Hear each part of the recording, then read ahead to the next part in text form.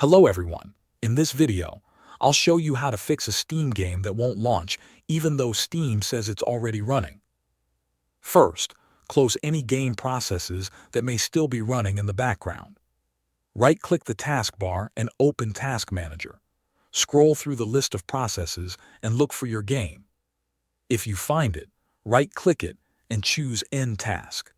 Do the same for Steam, making sure the Steam client is completely closed.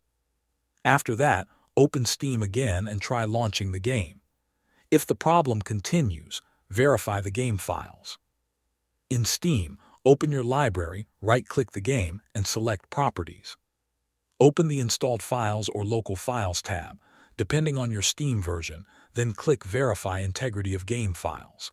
Steam will scan the installation, replace any missing or damaged files, and fix common launch problems.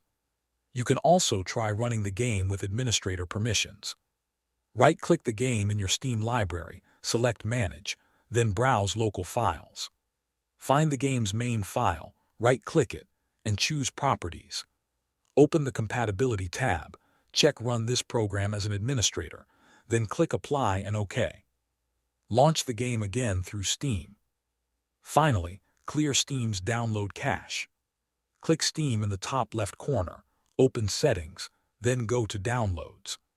Select Clear Download Cache and confirm the action. Steam will restart, and you'll need to sign in again. Once you've logged back in, try launching your game. If one of these methods helped, your game should now start normally. Thanks for watching.